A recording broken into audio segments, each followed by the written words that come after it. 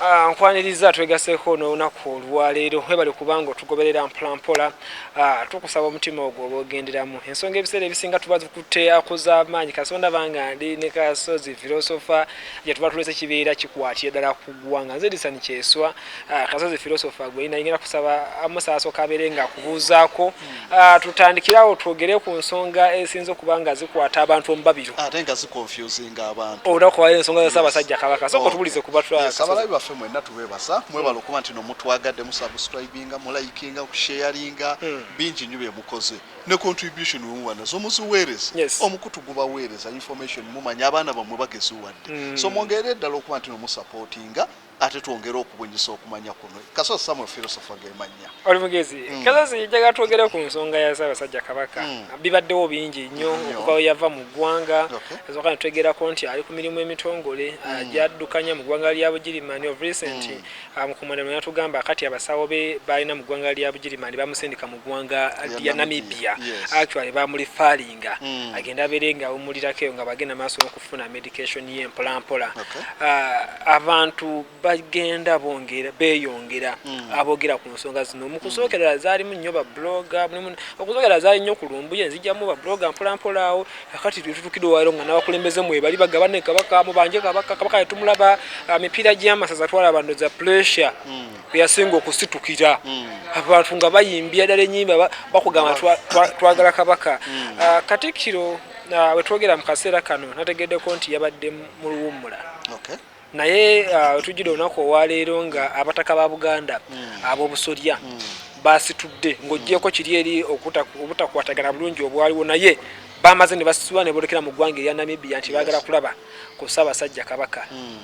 simanyi oba kinaasoboka simanyi oba kino kisiiga kifaananyi ki wabeera Katikkiro yatugamba Kabaka tumulekaawo ne ajja kujja mu ssaawa yonna tujja kumulabako Kabaka n'atuweereza obubaka obwa video nawaane Katikkiro emirimu gyakola ne kabineti ye kakati abataka ate bo ne basukka ne bagamba katugenda tuleeta amawulire amatuufu agakwata ku Ssaabasajja Kabaka okusooka twagambanga nti ab'emmengo bahandolinga bubi ekintu kino ku mulembe guno weewaawo nti ebimu bye bakola byali bituufu okusingira ddala kyetulina okumanya nti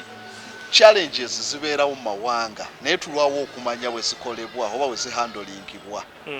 Ssaabasajja yajja n'afuna obuzibu oba disorder ez'enjawulo mental disorder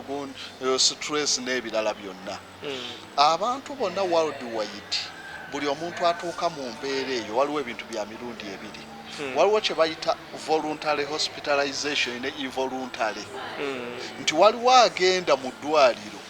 ng'afunyeeko okwewulira nti mu bwongo awulira alimu embeera etegenda bulungi ne Yesu n'agenda mu ddwaliro oli osobola okukiwulira omuntu akiwulira stress nawulira ekirooto tuganye alowooza ebintu bingira so oli asobola okukiwulira embeera n'agamba kiribu ndabikandika eki kangendeko mu ddwaliro eyo voluntary nebeerayo involuntary eno yo togirinaako control omuntu atabusa omutwe oba inako embeera yonna kati abali okumpi bakimanya kati otabuse kola stage nayo teweemanya lwaki nti balabira ku bintu bingi wawo olumuze bayita gundi suicidal thoughts oyinza okuba omuntu nga abantu bangi besse mu mbeera bwe zityo mu mawanga g'abazungu noyesanga oli asobola okwettaatya waliwo naddala nosanga yeesaze musuwa guno gwokka omusayi ne gukulukuta ne gumuggwamu n'afa oli ne yeewa amakerenda overdose ebyo tubirabyeko biri common oli ne yeewa eddagala lyaki ezo zonna suicidal thoughts omanya ayina embeera ebadde emuyisa obubi emutuusizaawo kati buli lw'otuuka ku mbeera eyo woba weetutte mu ddwaliro lyonna mental facility voluntarily bayina forms ez'enjawulo okuva ku form 1 form 2 4 paka ku 5 kati agenzeeyo ku form 5 nakyabeera kalekaleko naye buli lwo abasinga bye batwala mu malwaliro ago nti gabutabika bakututte butwazi oyo abeera ku form 2 ng'olwekyo kisusse era gwobeera weta involuntary bakutte bukwasi totega involuntary kitegeeza ki nti bakutwala mu mental facility yonna nga tewekkiririza bakutwala without your consent Kabaka bwe yagenda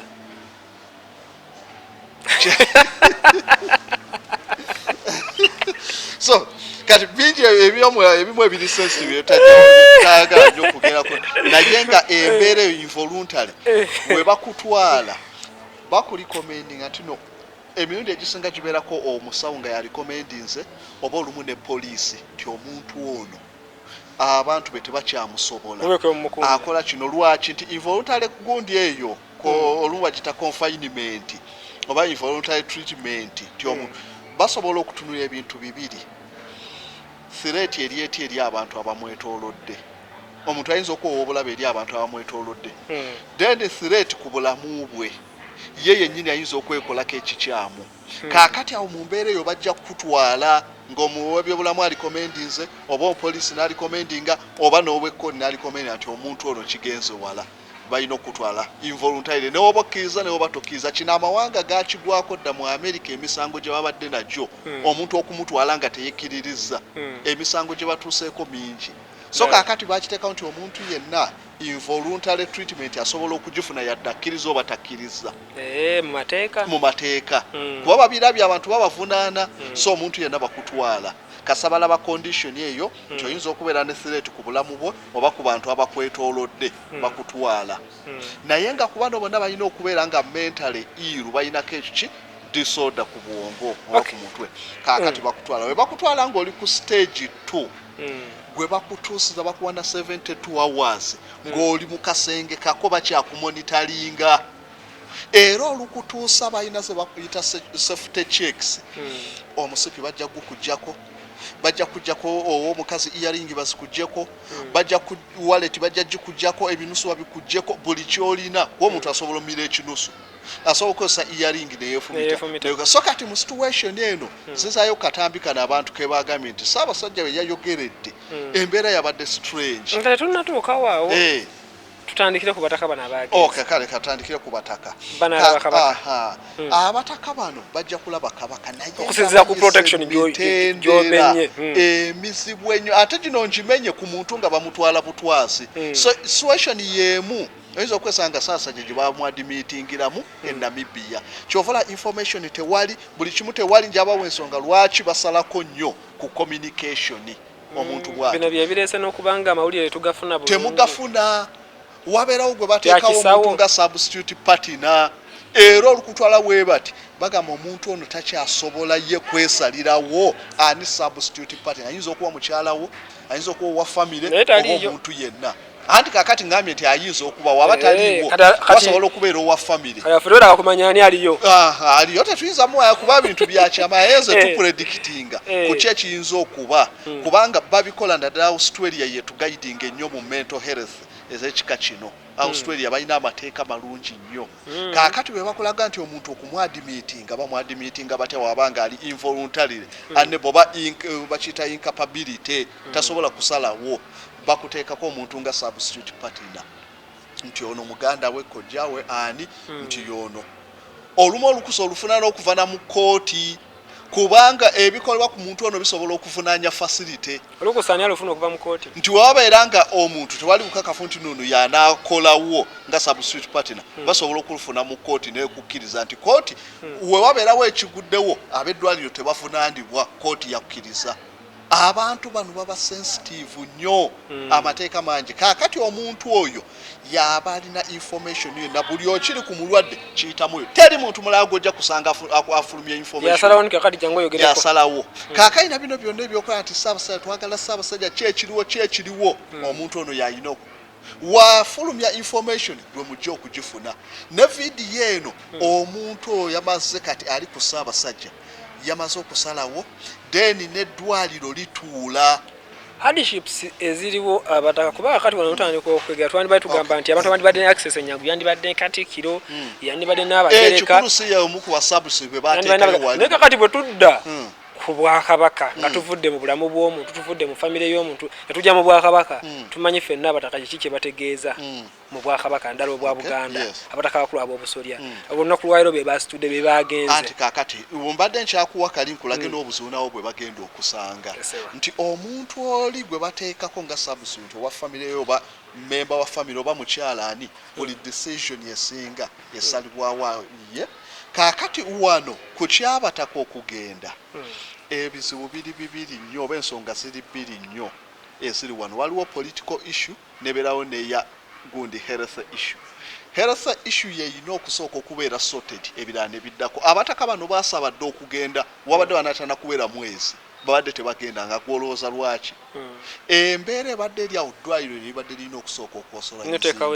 yes tibayina okuwano bakikola batya ti abakungu bano baba bagenze kijja batwalira ennaku eziwera protocol ayitibwamu okutuuka ku Ssaabasajja ate olumu n'okwesanga nga kigaanyi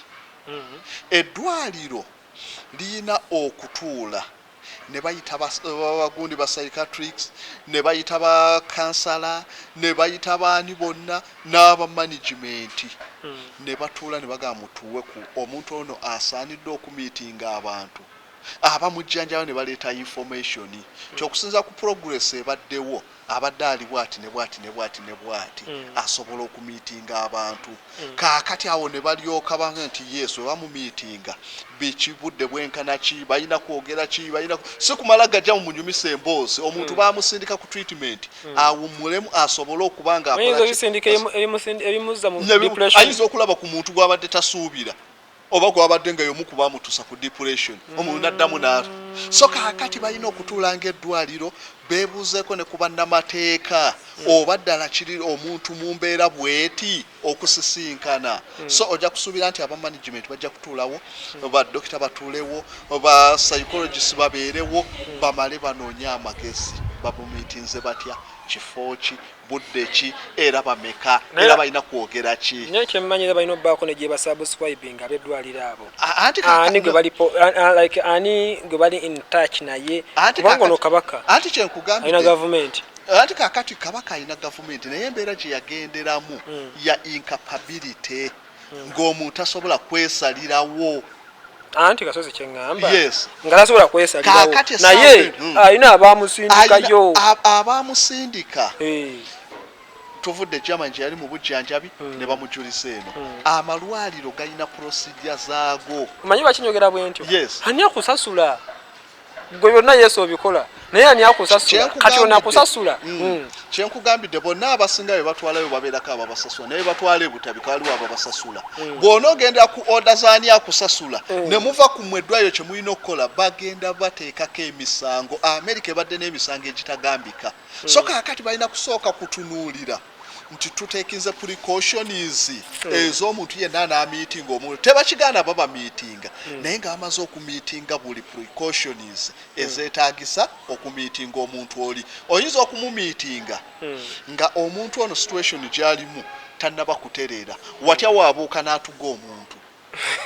katugeze ng'omuntu ali ku mental disability ey'ekika ekyo so kati balina okwasesinga nkakasa essaawa eno we babakkiriza abataka ne ka vidiyo kano lwaki we kajidde bamaze okulaba nti aliko mu mbeera esaanidde okumiitinga kavidiyo yako tekabadde political tool vidiyo eyo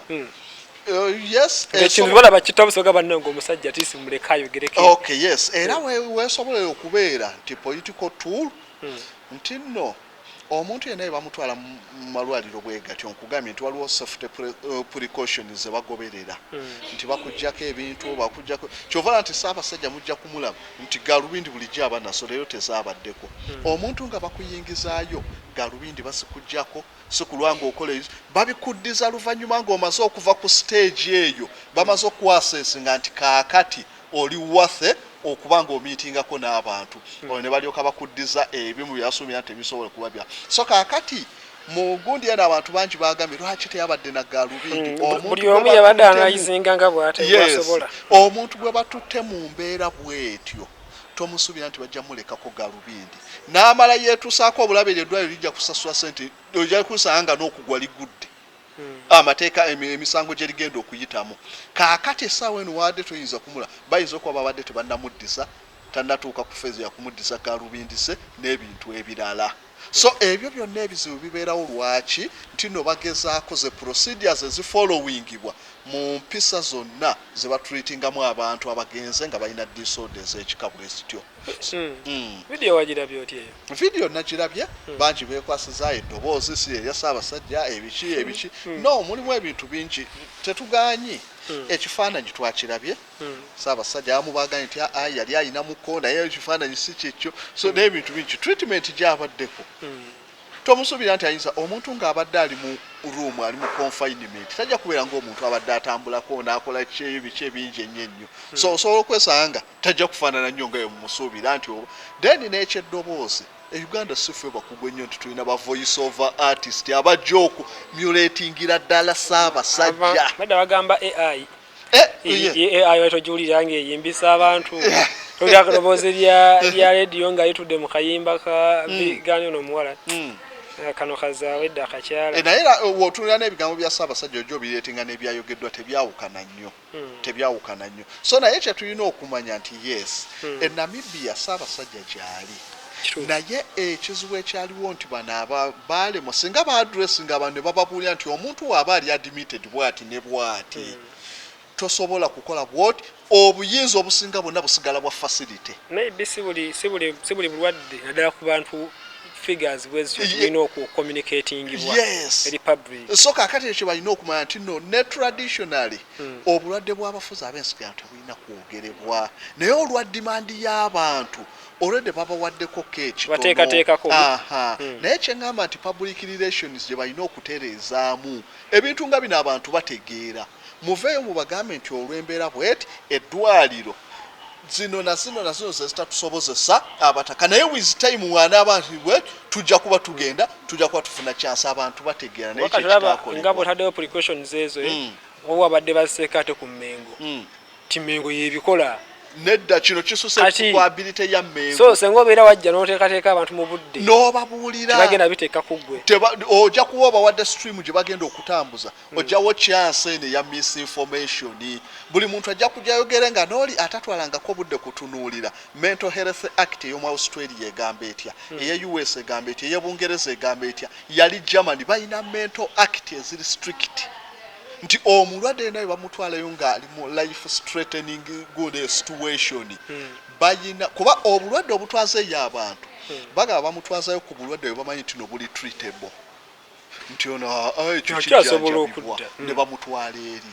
naye nga mu situation kisinzira ku level gy'ogendeddemu omuntu agenza mu butuufu ng'embeera gy'alimu asobola abantu bangi genda ebutabika wali ojja kulaba abalwadde otunulira senaariyo ez'enjawulo n'ogamba bannange n'aba oli ng'azina buzinyi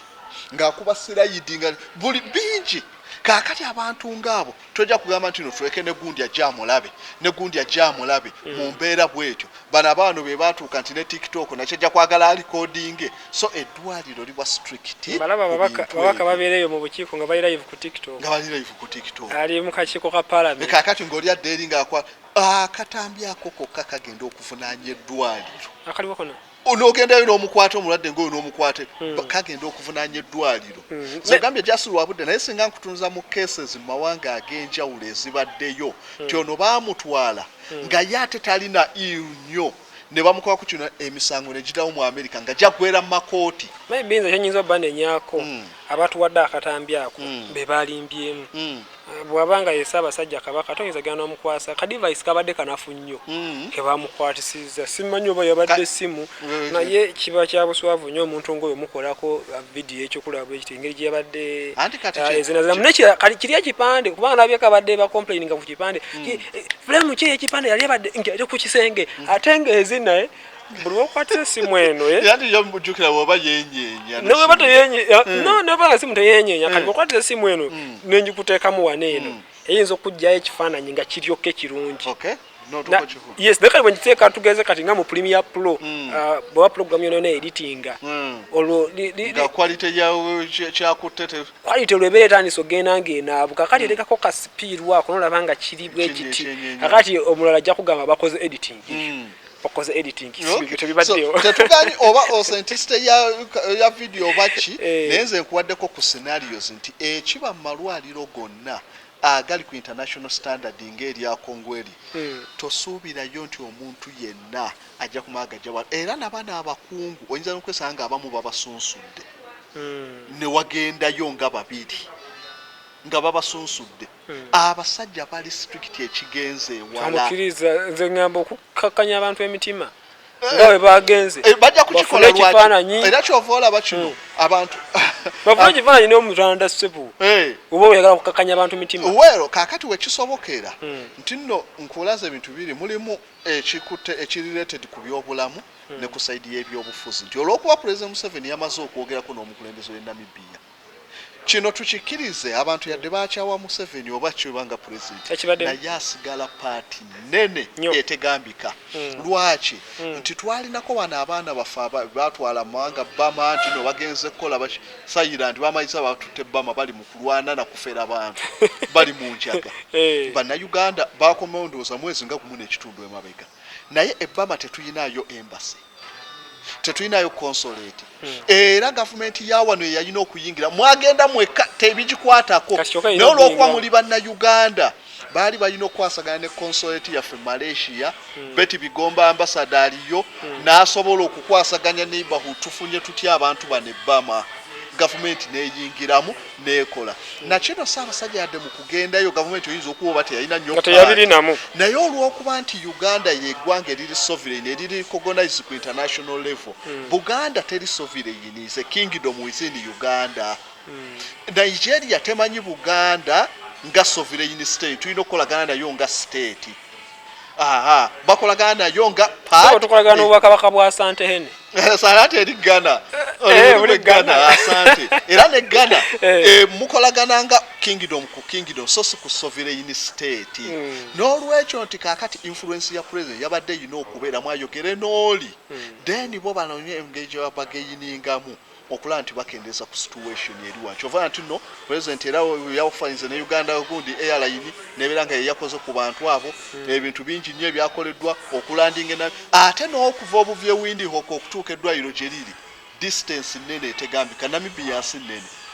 so okutambula okutuukawo wonna arrangements ezo zonna gavumenti yabadde erina okubeeramu party kyovala nti no kibaddemu political issue ne health issue so ekintu kino akutwalizaamu nti Abaganda bakakane ku mitima ebikolebwa e Namibia webibanga bikolebwa ku standard y'ensi yonna biba bituufu however much menge eyige ti social media yajja social media ekuba ebintu mass media yakuba wano buli kimu amawanga ofuna obwetwaze empapula z'amawulire za playing part ndowooza asoma history kimanyi bulungi evening akura empapula ezo then is radio Cairo yakola okudecolonizing amawanga ga Africa ne bakuba abazungu olwa part eyo tuzza ku social media tolooza nti social media kintu kitono nnyo muyiga okumanaginga social media abantu baleme kuvaamu ate kintu kirala so obuntu gabno mugyeyo ka information katono kati mukawa abantu mu building empola trust bajja kutuuka baveemu embeera eyo yes okay tukweyanziza nnyo abadde naffe n'olunaku waero ye Kasozi Filosofia tubadde ku nsonga ya Ssaabasajja tujja kugigattako kirala nnyo olikogamba nti awangaali